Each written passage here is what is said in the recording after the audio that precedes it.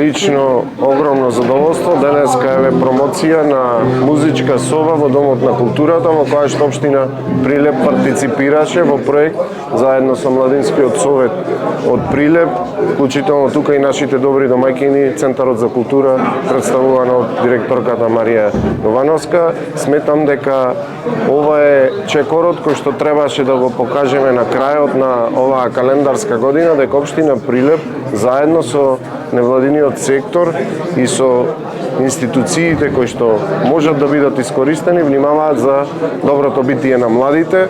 Паралелно на оваа музичка соба сакам да информирам јавноста дека општина Прилеп покрај учеството во капитални проекти и формирање на вакви капчиња во кои што нашите млади музичари можат да музицираат, односно да вежбаат, ги ангажиравме сите и напредно Прилепската празнична приказна која што се организира на градскиот плоштад и сите бендови кои што покажа интерес да вежбаат овде, да музицираат, се ангажирани од општина Прилеп. Значи, идејата пристигна директно на младите. Во средби разговори што е оно што им треба. Многу солидарно младите посочи дека дајте да направиме нешто за малите музички бендови, бидејќи има во подем 5 кои што се полупрофесионални и сите млади ги сакаат да ги следат кај свират.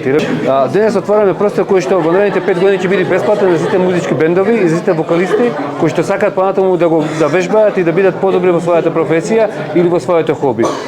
Оваа соба се состои од поддршка во музичка и акустична опрема, која што им е основа за да почнат да работат и функционираат. Значи ние како проект кој што заедно трипартно да го реализираме, обезбедивме музичка опрема и обезбедивме акустична изолација на оваа соба за да можат да функционираат.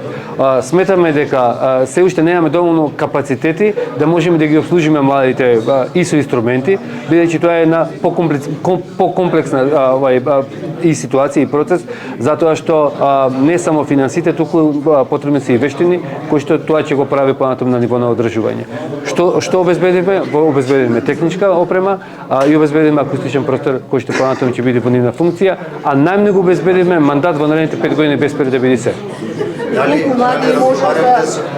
И колку млади можат да ги користат овие услуги моментално? Колку луѓе, колку млади? Во моментов ние комунициравме и договоривме за 5 музички бендови кои што овдека ќе ги прават пробите и околу 20 вокалисти кои што сакаат соло да пеат. И сега, во нареден период, со новата година, ќе видиме како ќе се стави во функција тој процес, кој кога ќе пробува, а верувам дека, и тоа го кажав на отворањето, до овие музички бендови кои што ги имаме денеска, кои што се полупрофесионалци, дека ќе ги охрабрат другите аматери позади нив и дека ова каче ќе се зголемува со нови деца кои што ќе се занимаваат со музика. А дали вакви слични има во Македонија? Има единствен ваков сличен кој што се уште не е отворен во Охрид и тоа е во скопот на Младинскиот центар во Охрид и таму се опремува музичка соба. Ние сме чекор пред Охрид во моментов. Дали е направен договор за распоредот на користење собата, затоа што на крајот на краиштата и работното време се поклопува со училишното време на децата? Центарот за култура Марко Цепенков, како јавна културна институција, ги става своите просторни капацитети во функција на поддршка на младинското музичко творештво. Со пуштањето во употреба на музичката соба се обезбедуваат соодветни институционални услови за организирана и континуирана работа на младите во согласно со јавниот интерес. Институцијата и понатаму ќе биде отворена за соработка и за иницијативи кои подразбираат развој на културата и културниот живот во Прилеп.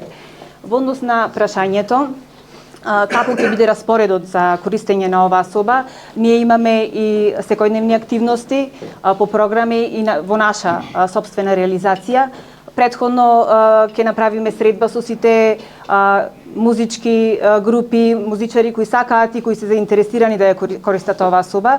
Би направиле неделни и месечни планови за работа, нели во согласно со нашата програма и тие би ги објавувале на веб страната на Марко Цепенков за сите да имаат увид кога се тие проби на музичарите. Дали има простор да се размислува во иднина можеби за проширување доколку се зголеми бројот на групи музичари кои сакаат да вежбаат, значи дали овде има некаков простор дополнителен?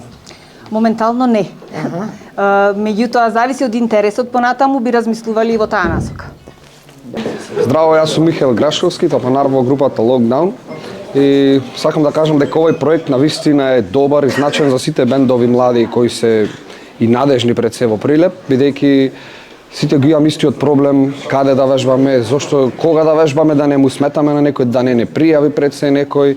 И сметам дека со овој проект на вистина ќе допринесеме до поголем развој, подобар квалитет на нашите бендови млади во Прилеп. Имавте такви проблеми некој да ве пријави кога вежбавте? Па, мојот бенд не. За среќа не. Ана Цветановска од КНАП, вокалист. Ние досега ги држевме пробите кај Тапанаров подрум и имаше пожалби од соседите дека е гласно, дека не можеме да свириме после 9 часот. И стварно е проблем кога сте многу близко до свирка, а вие немате доволно пробано, а треба да си одите порано од просторот за пробување. Овој простор мислам дека е добро место за слободно да се изразиме, за да може да пробаме како што треба, да се чувствуваме поспремни, послободни во простор каде што можеби не му сметаме на другите. Овдека не простор има за да бидеме изолирани.